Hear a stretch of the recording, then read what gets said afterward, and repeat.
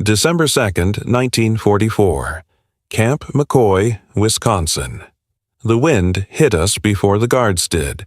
The moment the train doors groaned open, the winter air of America crashed into us like a blade.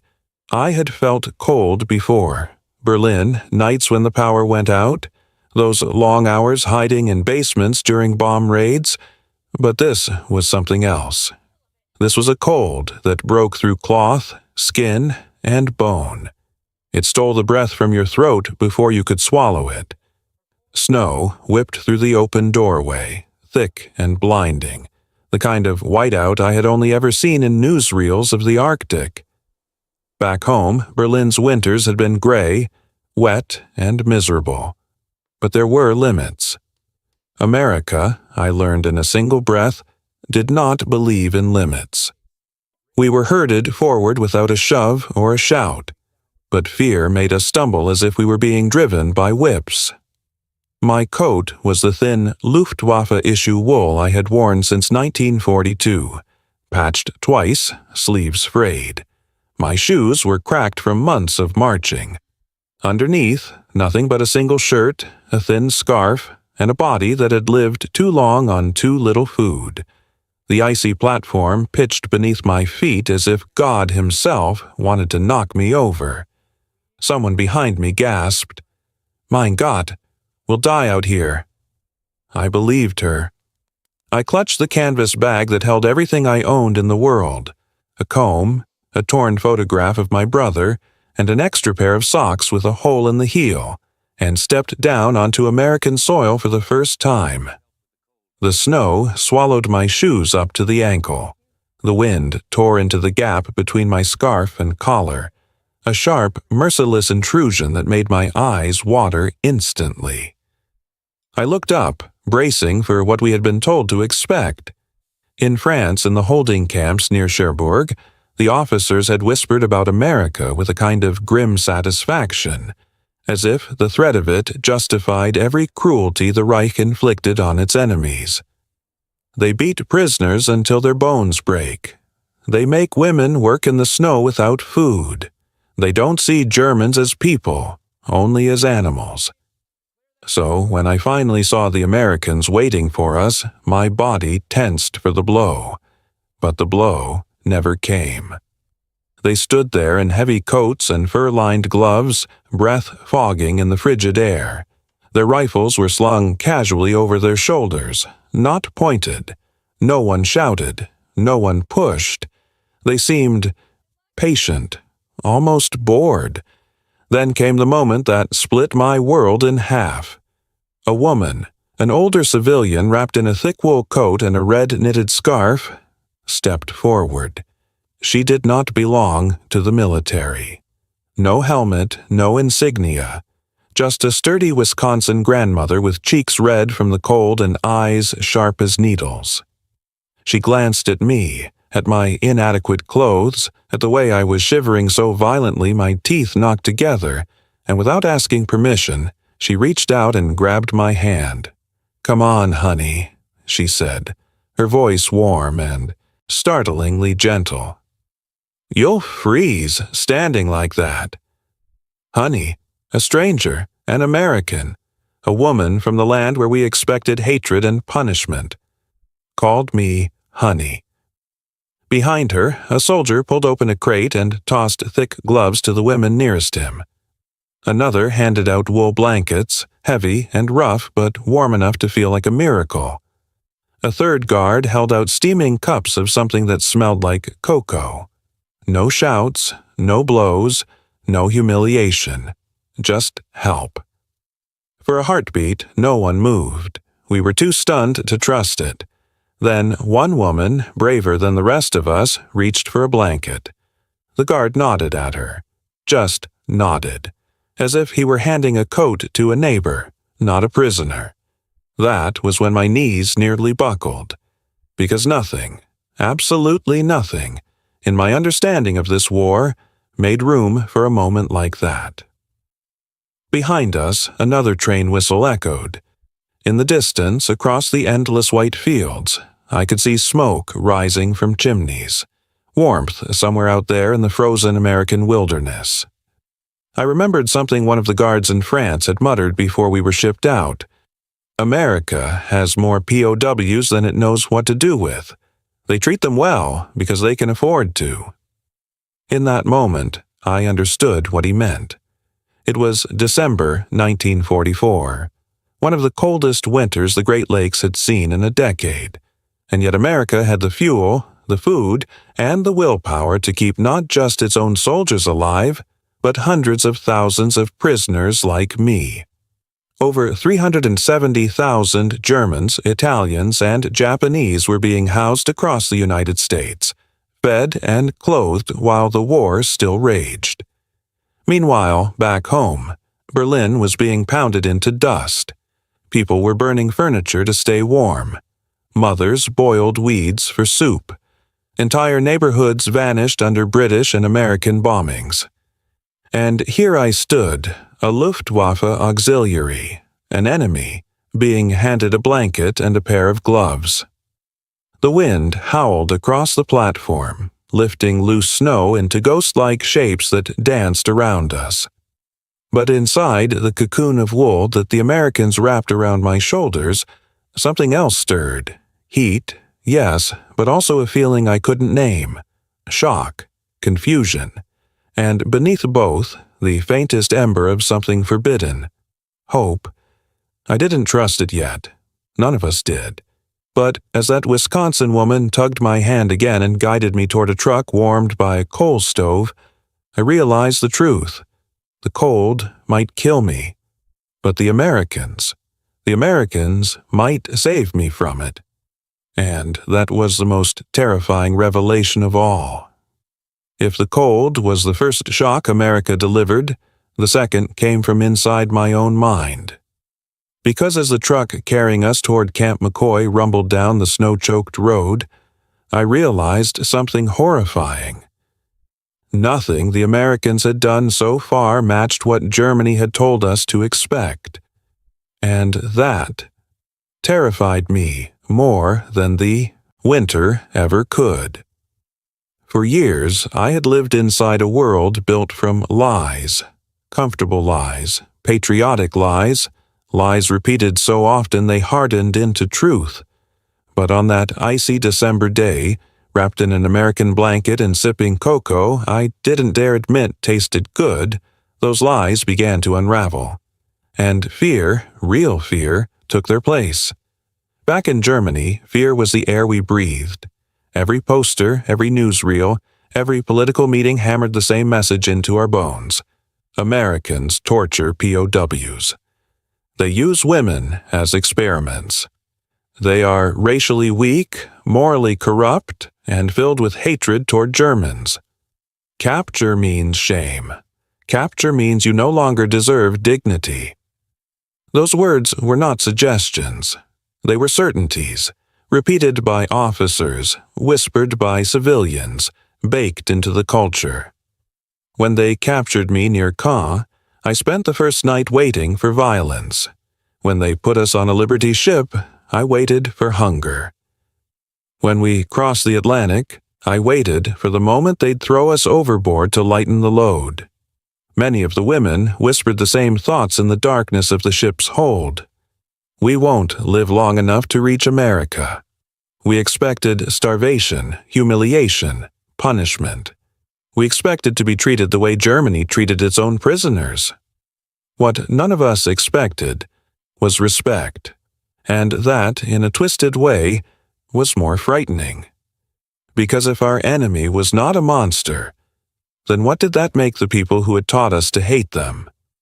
After a night in the truck warmed by a coal stove, we were loaded again onto a long military train that cut north through Illinois and into Wisconsin. It was on that train that the true scale of my fear surfaced. I pressed my face to the window, expecting desolate wasteland. Instead, I saw an entire world that should not have been possible during a global war. First came the factories, vast brick giants with smokestacks belching steam into the winter sky. Building what? How much? For how long? Then came the trains, mile-long chains of boxcars and flatbeds carrying tanks, planes, crates, fuel, an ocean of steel and movement. Each time one thundered past, the entire carriage rattled as if acknowledging a power too large to ignore. Then the farms, endless fields buried under snow, dotted with barns big enough to swallow the neighborhoods where I had grown up in Berlin. Even through frost-covered glass, I saw rows of tractors, silos, and cattle that looked healthier than most Germans I knew. I gripped the seat as the truth sank in. If they wanted to kill us, they wouldn't need to waste resources doing it. A country like this could end a life without lifting a finger. The real America was nothing like the propaganda picture we'd memorized. Germany had told us America was chaotic, decadent, collapsing under its own weight.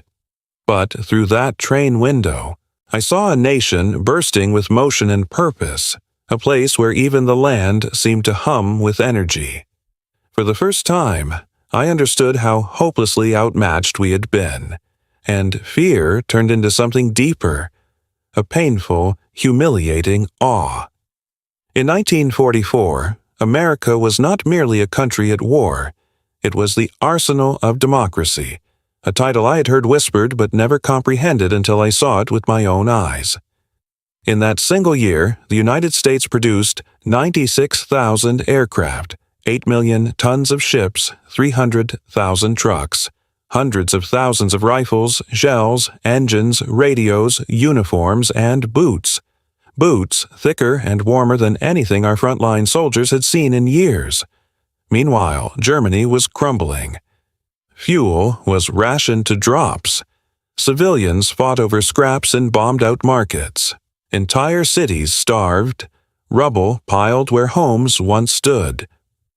Even before I left Europe, I had seen mothers faint in ration lines. I had seen children sift through rubble for firewood. I had seen my own mother shiver under blankets that did nothing to stop the bitter Berlin wind. But I didn't understand the contrast until I saw America's abundance from the train. How could Germany, a country scraping the bottom of every barrel, have believed it could defeat this? To a POW, this was not just history. It was humiliation carved into steel and smoke. As the train pushed deeper into Wisconsin, the rhythm of the wheels brought back memories I had tried to bury. I remembered the nights in Berlin when the sky turned orange with fire. I remembered holding my brother's hand as we ran through streets filled with glass. I remembered the thud of distant bombs vibrating through the soles of my shoes, and I remembered the day my mother died. She had wrapped her coat around me instead of herself. She had given me her last piece of bread. When she finally collapsed in the kitchen, her fingers were blue. The doctor said it was pneumonia, but everyone knew it was starvation. I closed my eyes and let the memory wash over me. Germany had promised us greatness, but it delivered only graves. And now, as the train rolled past American farms where cattle stood fatter than most German soldiers, I felt something sharp twist inside my chest. Shame. Not for being captured, for believing the lies that had kept me loyal to a country that could not even feed its own children. When the train finally slowed and the guard shouted that Camp McCoy was ahead, I should have felt relief. Instead, a new fear settled over me. If America was this powerful, what would it do with people like me? But as the doors opened and that same Wisconsin grandmother from the platform reappeared, this time carrying wool hats in her arms, I understood something extraordinary. Germany had taught me to fear my enemy. America was about to teach me something else entirely. If fear had followed me across the Atlantic, kindness met me the moment I stepped into Camp McCoy. It arrived quietly, almost shyly, as if it didn't want to startle us. But it did. Every bit of it did. The first morning, the snow was falling in slow, heavy flakes. We stood in formation, trembling, our breath rising like smoke. A soldier approached carrying a bundle of wool mittens. He walked along the line, stopping in front of each woman. "Put these on," he said. He didn't shout. He didn't throw them. He simply held them out, waiting for us to take them. When it was my turn, he paused, looking at my hands, blue at the fingertips. He pressed the mittens into them gently. Another guard followed with knitted hats, another with scarves, another with old but sturdy boots. They checked sizes, swapping pairs when something didn't fit. A young soldier with freckles stopped in front of me. "Your scarf's too loose," he said. He reached out, tightened the knot under my chin, then tucked the ends into my coat. "Wind'll get you if you leave it like that." I froze at the touch. No German soldier had ever adjusted my clothing unless it was to inspect it. He stepped back as if it were the most ordinary thing in the world. Someone handed me a tin cup filled with cocoa. Steam curled upward, warming my face. I lifted it slowly. The sweetness stunned me more than the cold ever had. Later that afternoon, a group of local farmers arrived. They were bundled in thick coats, scarves wrapped high around their cheeks. One of them, a tall man with snow clinging to his boots, set down an axe. "You'll need to know how to do this," he said. He placed my hands on the handle, adjusted my grip, then stepped back. Swing from the shoulders. Let the weight fall. I swung awkwardly, jarring my wrists. He shook his head, took the axe, and demonstrated again. The block split cleanly in two. Another farmer showed us how to dry our shoes by the stove without burning them. "Leather cracks," he warned. "Give it slow warmth." A nurse from town leaned over our hands and feet, explaining frostbite in careful, simple words. Warm water. Not hot, no rubbing. They taught us how to eat American food, how to build strength again without making ourselves sick. We listened to every word, unsure why they cared so much whether strangers from across the ocean survived their winter. A few days later, I was sent with a work crew to a nearby farm. We shoveled snow from the barn roof until our arms shook. When we finished, the farmer's wife opened the door and called us inside. "Come eat," she said. The kitchen smelled of roasting chicken and bread. A wood stove glowed in the corner. Two children peeked from behind a doorway, staring at us with wide eyes. I sat at the table, unsure if I should. The farmer's wife placed a slice of apple pie in front of me. "Eat, dear. Snow's coming tonight." Her voice was soft, the kind of voice my mother once used before the war hardened all of us. I took a bite. Cinnamon and warm apples filled my mouth. I lowered my head so no one would notice my eyes welling. The children crept closer. One of them touched my sleeve. "Are you really from Germany?" he asked. I nodded. "Do you have snow there too?" "Yes," I said, "but not like this." After supper, we sat near the stove to warm our boots. The radio hummed in the background, Bing Crosby singing something slow and smooth. Snow tapped gently against the windows. The children played on the floor with wooden blocks. The farmer leaned back in his chair, polishing his glasses.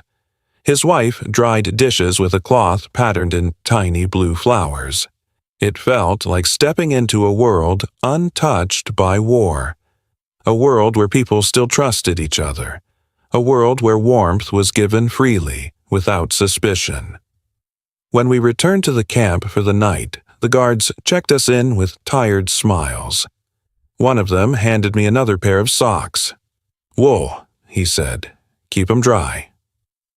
I lay on my bunk, listening to the wind scrape against the barracks walls. My hands still smelled faintly of apple pie. I could hear the faint echo of Bing Crosby's voice in my mind. For a long time, I didn't sleep. Kindness was not something I knew how to carry. Cruelty, hunger, cold, that was familiar. But this gentleness, it unsettled me more than any threat. I thought about the soldier tightening my scarf, the farmers teaching us to split wood, the nurse warming our hands, the children staring at me with curiosity instead of fear, the woman sliding apple pie across the table as if I were her guest. Everything I had been taught about America was coming undone, piece by piece, replaced by something that felt impossibly simple. We were not being punished.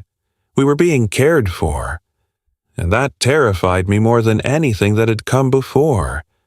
The strangest thing about kindness is how sharply it cuts when you're not ready for it. Cruelty you can brace for. Hunger you learn to endure. But kindness hits you where you have no armor left. And for me, it struck on a day when the snow was falling so hard it blurred the world into white.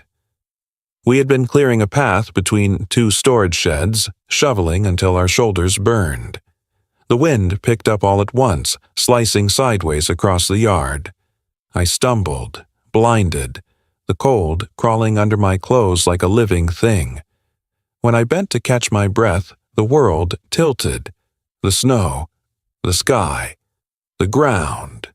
It all spun together, and I fell forward into a drift so deep it swallowed my arms. I tried to push myself up, but my body refused. My fingers were numb, my legs weak from days of eating more than I'd had in years, but still not enough for this work, this cold. The snow pressed against my face, cold and soft, and for a moment I wondered if this was how it would end. Quietly, without violence. I didn't hear the guard approach. I only felt hands under my arms, lifting me as if I weighed nothing. "Easy," he said. He carried me into the nearest shed, where a cast-iron stove glowed orange in the corner. He knelt beside me, brushing snow from my coat, then pulled off his own gloves and placed them over my hands. "You're freezing," he muttered. "Sit here." He moved a wooden crate closer to the stove and guided me onto it, positioning me so the heat reached my face. My breath came in short, shuddering bursts as the feeling returned to my fingers, first tingling, then burning. I didn't look at him until he crouched in front of me, checking my cheeks for frostbite. His face was young, barely older than mine. Snow clung to his eyelashes. His uniform was dusted white. When I finally lifted my eyes to his, the question escaped before I could swallow it. Why would an enemy save me?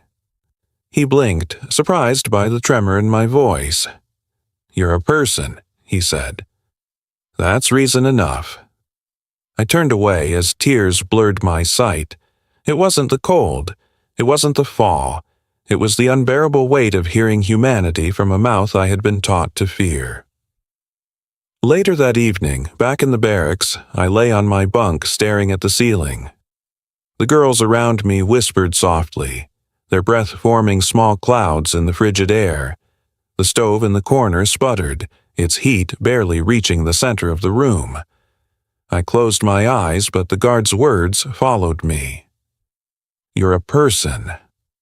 Germany had not said that to us in a long time. I thought of all the lessons drilled into us, the posters, the radio speeches, the lectures about American savagery. I thought about how I had believed every one of them, and now each memory cracked like thin ice under the weight of everything I had seen in Wisconsin. The next night the storm arrived in full force. The wind roared across the camp, ripping snow from the ground and hurling it against the barracks walls. The windows rattled. The lights flickered. We huddled under our blankets, shivering. The cold seeped through every gap, every seam. A girl in the bunk below me cried softly, her breath shaking. Then the door opened. A guard stepped inside, snow swirling behind him. His cheeks were red, his coat soaked at the shoulders. He set down a bundle of extra blankets and began handing them out, one by one. "Double up tonight," he said. "It's going to get worse." When he reached my bunk, he hesitated, then draped a blanket gently across my shoulders. I looked up at him, unsure whether to speak. He leaned close enough that only I could hear him. "Our boys are freezing in Europe, too," he whispered. "No one deserves to freeze." Then he moved on, continuing down the row. A gust of wind shook the barracks and I held the blanket tighter. His words echoed through me, settling somewhere deep, somewhere raw. No one deserves to freeze. Outside, the storm raged. Somewhere across the ocean, battles were unfolding in forests and fields torn apart by shellfire. I pictured American soldiers fighting through snow, their breath turning to ice, their hands numb around their rifles. I had heard whispers among the guards about a brutal fight in Belgium. The name reached us like a chill. The Ardennes, the Bulge. Thousands of American soldiers trapped in forests buried under snow, surrounded, outnumbered, freezing. 19,000 dead in the cold. And yet here, in a small wooden barracks in Wisconsin, their fellow countrymen were covering prisoners with extra blankets. The storm outside beat against the walls. I pressed my forehead to my knees and let the warmth of the wool seep into my skin. Something inside me cracked. Not loudly, not suddenly, just enough to let in the truth. Everything I had believed was wrong. Germany had told us Americans were monsters, but the only kindness I had felt in years came from their hands. Germany had taught us that mercy was weakness, but these men, strong enough to fight a world war, were gentle enough to worry about our cold feet. Germany had promised us glory, but all it had given us was hunger, rubble, and graves. I didn't speak for a long time. The girls around me slept fitfully. The wind howled. The blankets smelled faintly of soap and pine. Somewhere in the dark, I felt a tear slip down my cheek. Not because I was cold, not because I was afraid, but because I finally understood the most painful truth of all. The enemy had given me back the humanity my own country had taken away. F. Winter had once felt like an enemy pressing at every window and door. It slowly became something else during those weeks, an ever-present backdrop to a life that no longer felt like captivity. It was strange to realize how easily routines formed, how quickly strangers became familiar, how warmth appeared in places I never expected. It began in the classroom. Every evening after roll call, a guard unlocked the small building near the mess hall. The air inside was always warmer than the barracks. Lamps buzzed softly overhead. A chalkboard leaned crooked against the far wall, smudged white from previous lessons. "Snowdrift," a guard said one night, writing the word in big letters. We repeated it one by one. Snowdrift. Snowdrift. When it was my turn, I said it more quietly. Snow. Drift. He nodded and wrote another. Chimney. I tried it slowly. Chimney. Later, another guard sketched a crude picture of fingers turning blue. Frostbite, he said. Bad stuff. We wrote the words again and again, tapping our pencils against the tables when our hands grew cold. The guards corrected us gently, repeating the words until they stuck. Sometimes they added others. Boots, stove, blanket, and laughed when one of us pronounced something so wrongly it became a new word altogether. We laughed too. It came easier each night. Work on the farms continued. The trucks carried us down snowy roads bordered by fences half buried under drifts. At the Dawson farm, the gates were always open by the time we arrived. Walkways first, Mr. Dawson said. He handed me a shovel. The snow was deep and heavy, and my breath came in short bursts that fogged the air. When my fingers stiffened, he tossed me a pair of gloves he'd kept in his coat pocket. "Too cold for bare hands," he muttered. Inside the barn, the cows stood in patient rows. Their breath made warm clouds in the cold air. We filled their troughs, scraped frozen mud from the floor, and stacked hay until our arms burned. The barn smelled of straw and warm milk. Outside, wood waited to be split. The axe felt heavier each day, but I learned the rhythm of it. Lift, breathe, swing. The satisfying crack echoed across the yard. One afternoon, after I managed 3 clean splits in a row, Dawson stepped beside me and nodded once. "Good work, kid." The words startled me more than the cold wind blowing over the fields. I kept splitting wood to hide the way my chest tightened. Milking came next. My first attempts were clumsy, the cow flicking her tail impatiently. A farmhand guided my hands. "Gentle," he said. "Like that." I copied his movements until the milk streamed steadily into the pail. Most days ended with boots caked in snow, hands chapped, and the strange feeling that, despite everything, we had accomplished something. The small human moments surprised me most. One morning, as we cleared snow near a fence, a young boy approached, his cheeks pink from the cold. He held a stick of chewing gum in his mittened hand. "For you," he said. I hesitated, glancing at the guard. He nodded. I took it carefully and slipped it into my pocket. The boy grinned before running back toward the farmhouse. Another day, as we were preparing to leave a different farm, an older woman approached with a basket. Her coat was buttoned crookedly, her hair tucked into a knitted hat. "Come here," she said, motioning me closer. I stepped forward. She pulled out a new wool cap, soft and thick, and settled it firmly onto my head. "There," she said. "Now you look ready for winter." Her hands lingered on the sides of the hat, adjusting it gently. Near Christmas, the Dawsons invited us inside again. Snowflakes drifted across the windows like feathers. Inside, the air smelled of pine and cinnamon. A small tree stood in the corner, decorated with paper chains and glass baubles. Mrs. Dawson handed me a small envelope. "For you," she said. Inside was a photograph of their family standing in the yard, bundled in coats. The father had his arm around his youngest daughter. The oldest son held the dog by the collar. They all squinted in the winter sun. I ran my thumb over the edges of the picture. No one said anything. They didn't need to. We helped bring firewood inside, stacking it near the stove.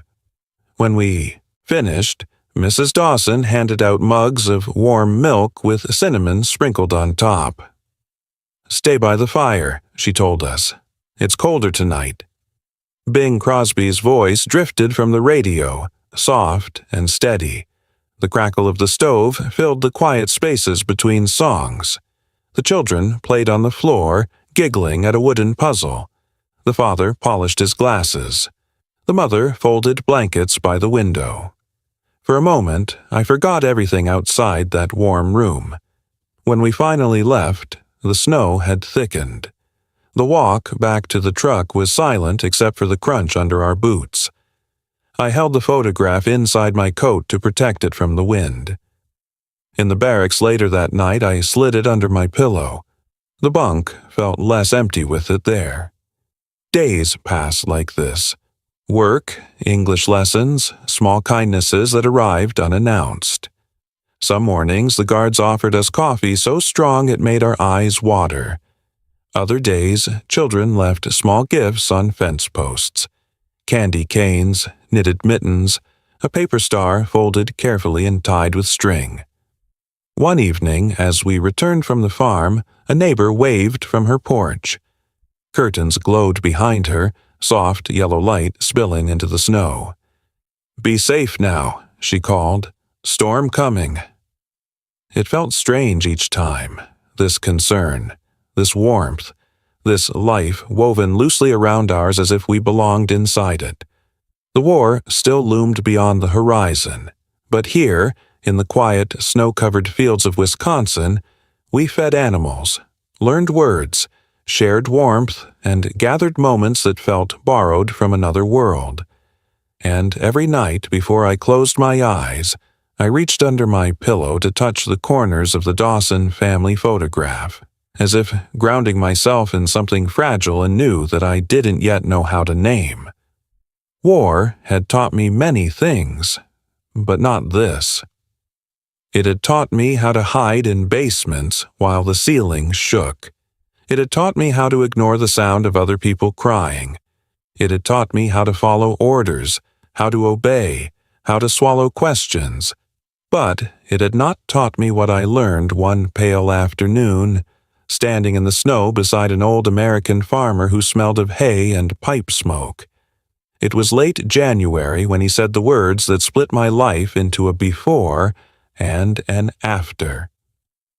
In America, he told me, leaning on his shovel, dignity isn't earned, it's given.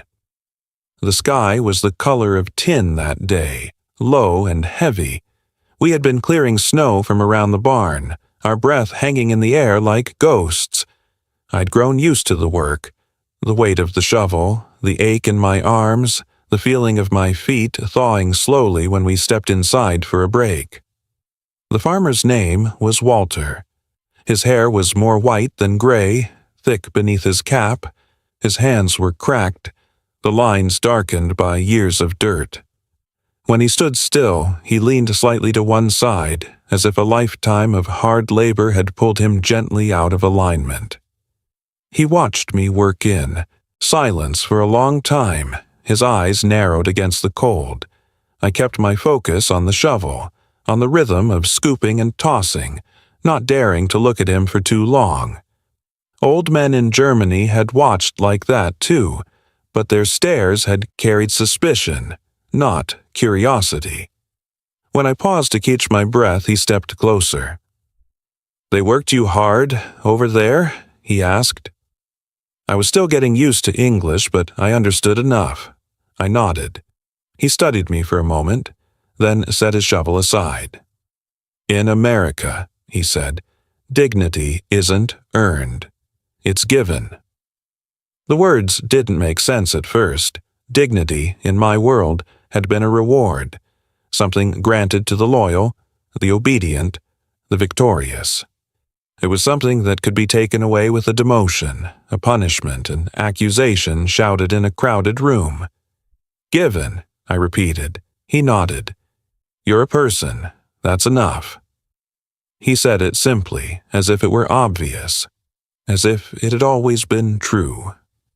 I stared at him, the wind tugging at my scarf, the cold slowly seeping into my bones. A dog barked in the distance. Somewhere in the house, a door slammed. A thin trail of smoke rose from the chimney, curling into the gray sky. In my mind, images flickered like film strips. My mother being told to move to the back of a line because her ration card had a mark on it. A neighbor disappearing one night after making a joke about the party. A boy in my class beaten by a teacher for asking why our soldiers were fighting so far from home. No one had called those people dignified. They had been called troublemakers, weaklings, cowards.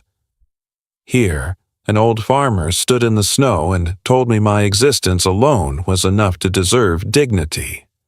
I wanted to ask him how that could be true. Instead, I picked up my shovel and kept working, his words echoing in every scoop of snow. Back in the camp that evening, the barracks was dim, lit by a few bare bulbs.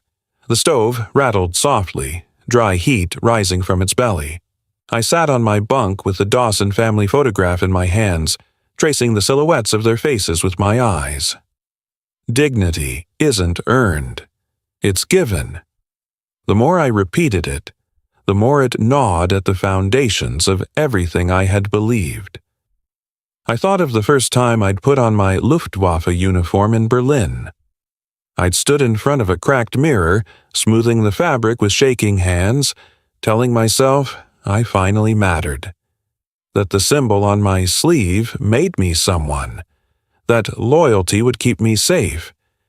Yet the first person to treat me as if I mattered, without asking for anything in return, had been a foreign grandmother handing me a blanket in Wisconsin.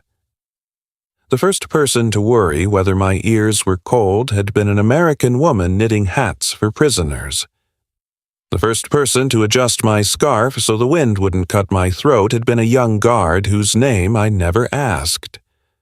The first person to say the word dignity, as if it belonged to everyone, had been an old farmer leaning on a shovel. I realized I had spent years giving my faith to a system that valued uniforms more than people. America, in that winter, seemed to do the opposite. Days passed. The routines continued. In the morning, smoke rose from chimneys in thin gray ribbons against the white sky. Snow lay thick across the fields, untouched except for the paths we carved with our boots and shovels. Barns glowed with a faint warmth, their doors swinging open to reveal cows shifting lazily, their breath forming soft clouds. Inside the farmhouses, wood stoves ticked and sighed. Pots simmered. Radios hummed. One Sunday, the Dawson family invited us to stay for their noon meal. We stood awkwardly near the door at first, unsure where to go, what to do. Mr. Dawson motioned us to the table. "Sit," he said. "You worked. You eat." We took our places, heads lowered. The table was covered with a plain white cloth. Bowls of potatoes, carrots, and meat sat steaming in the center. Fresh bread waited on a wooden board, butter softening in a dish beside it. Before anyone lifted a spoon, Mr. Dawson bowed his head. His wife and children did the same. "Lord," he said, "thank you for this food, for this home, for these hands that help." There was a brief silence. "Amen," they murmured together. I kept my eyes open, watching their faces. There was nothing performative in their expressions, just weariness, gratitude, and something else I couldn't yet name. They gave thanks for the same things we had once been told to take by force. Later, as I washed dishes with Mrs. Dawson, she handed me a towel and nodded toward the window. "A storm coming tonight," she said. "January's not done with us yet." Outside, the sky had darkened. The fields stretched white and endless, the fences half buried under snowdrifts. The barn stood solid against the wind, its roof lined with icicles. The farmhouse windows glowed like beacons. "Hard winter," I said. She smiled faintly. "We've seen harder." Her words carried no pride, only quiet resilience. She handed me a plate to dry. That night, back at camp, the wind clawed at the barracks. The walls creaked. Snow hissed against the glass like sand. The guard on duty opened the door briefly to check on us. His cheeks were red, his eyebrows crusted with ice. "You all right in here?" he called out. We nodded. He closed the door quickly, sealing the warmth back inside. I lay awake for a long time, listening to the storm. My mind wandered through faces and places. Berlin streets filled with rubble, crowded ration lines, officers shouting orders from podiums. Then it drifted back to the warm barns, the steady hands of farmers, the quiet prayers before meals in Wisconsin. The contrast was so sharp it felt like stepping between worlds. One had told me my worth depended on my usefulness. The other insisted I had worth simply by existing. One had measured loyalty in how much I was willing to ignore. The other measured character in how much I was willing to see. I thought of Walter's words again. Dignity isn't earned, it's given. If that was true, then everything I had believed about strength and weakness, about victory and defeat, needed to be rearranged. The strongest people I had known before the war were the ones who shouted the loudest, who demanded obedience, who punished anyone who hesitated. The strongest people I knew now were the ones who shared blankets, taught us to split wood, and worried about whether our fingers were warm enough to hold a shovel. When the storm finally passed, the world outside emerged hushed and pale. The snow lay smooth and deep, erasing footprints and wagon tracks. The sky turned a soft blue, almost delicate in its brightness. We were sent out again, shovels in hand. The barns needed clearing. Paths needed carving anew. As I worked, I glanced back at the farmhouse. Through the window, I saw the Dawson family gathered at the table. Their heads were bent again, hands folded. Their lips moved in unison.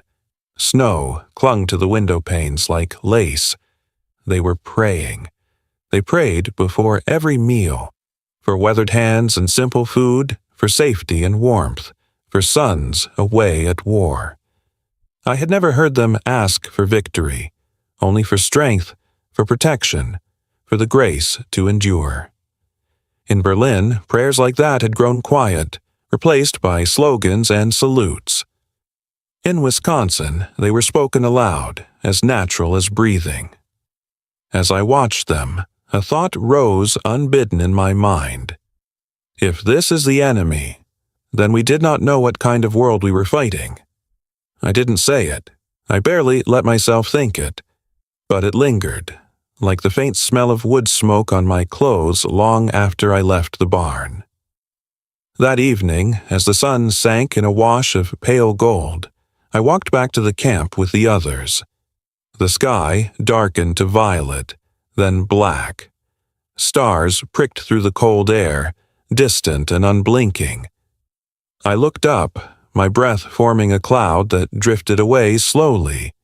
Somewhere under that same sky, men in uniforms that matched mine were still firing guns, still shouting orders, still clinging to the belief that fear and force could shape the world into something they could control.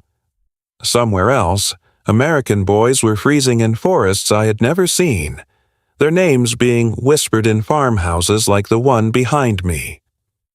And here I was, a German prisoner walking through American snow, carrying a photograph of an American family under my coat, learning that my worth did not depend on what flag flew over my head. In that moment, beneath that vast winter sky, I understood that the war might end with papers and signatures, with speeches and treaties. But for me, its true ending had begun the day an old farmer in Wisconsin leaned on his shovel, looked me in the eye, and told me that in his country, dignity was not a prize. It was a gift. I left America on a gray morning in the spring of 1946. The snow had finally melted, leaving behind soft earth and the smell of wet pine. We boarded the trucks quietly, each of us carrying the small bundle the camp allowed. No more than what we had arrived with, except for the things we had been given. In my bag were a pair of wool gloves, mended twice by Mrs. Dawson, a photograph of their family, edges worn from my thumb brushing it every night, and memories of a winter that had not taken my life, but had given it back to me. When the truck pulled away from Camp McCoy, I turned once to look at the place that had changed everything. Its wooden towers, its snow-washed fields, the faint column of smoke rising from a farmhouse chimney. I didn't cry. I only held the gloves tighter. The journey back to Germany was long. The ship smelled of salt and iron.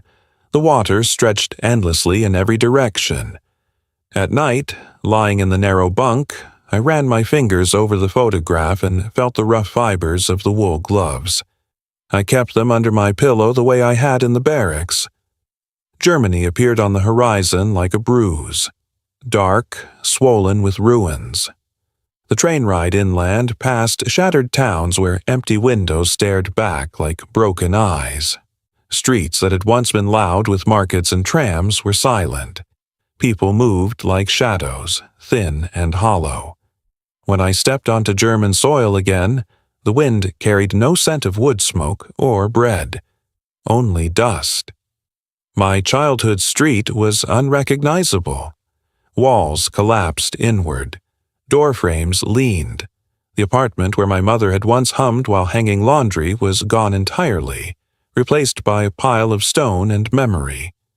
For months I felt suspended between two lives, the one I had lost in Berlin and the one I had borrowed in Wisconsin. In the evenings, when the cold crept through the cracks of the temporary shelter, I wore the wool gloves to sleep. They were the only warmth I trusted. Years passed. Germany rebuilt itself, slowly at first, then with surprising speed.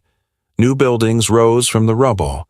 Markets reopened. Schools returned.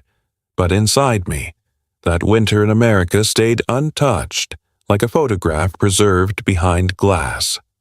When I finally wrote my account of the war, I ended it with the only words that felt true. America did not just save my life. America saved the part of me that was still human. I didn't know when I wrote those lines how far they would travel, how many hands would hold that book, how many families would recognize pieces of their own stories in mine. Long after I grew old, letters began arriving from places I had never seen: Nebraska, Ohio, Texas, Oregon. Some were from the children of American guards, others from the grandchildren of farmers who had worked the land during the war. But the most unexpected letters came from Germany, from the descendants of POWs who had lived in camps across America. They wrote about their fathers, grandfathers, uncles, men who had returned home with stories of kindness instead of cruelty.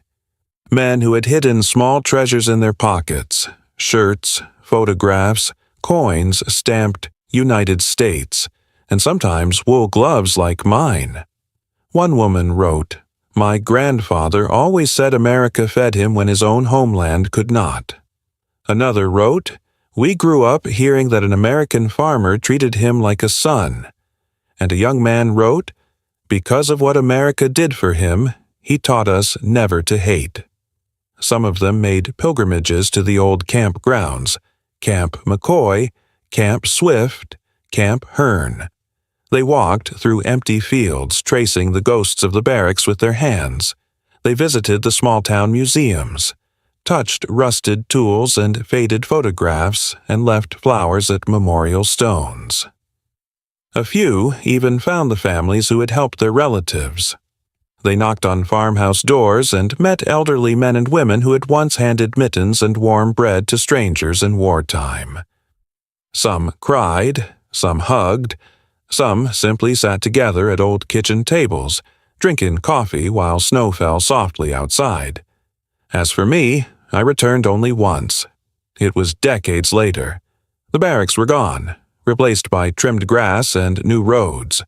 But the fields were the same. The smell of pine was the same. The winter wind, even softened by age, carried the same edge. I stood near where the classroom had been and watched snow drift over the ground. I closed my eyes and heard voices from long ago: guards calling roll, farmers greeting us at dawn, children giggling as they offered me gum. When I opened my eyes, I felt the old ache in my chest, that mixture of longing and gratitude that never faded. Before leaving, I slipped the Dawson family photograph into the crook of a fence post, protected inside a plastic sleeve. The children now grown, the parents gone, but their kindness alive in a stranger's memory. As I walked back toward the road, the wind brushed against my face. I pulled the wool gloves from my pocket and put them on.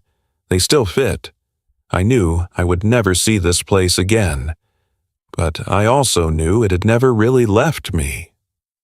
On the flight home, I looked down at the country spread out below: fields, rivers, small towns, cities glowing like constellations, and felt a single thought rise, quiet and sure. If a nation could show mercy in the darkest war in history, then a nation could find that mercy again.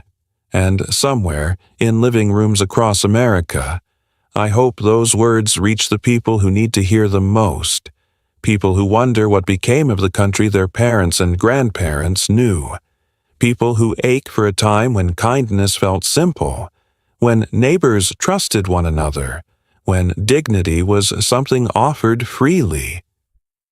I hope they look at their own reflections in the dark of the screen and ask the question that still echoes in my heart. Are we still that America?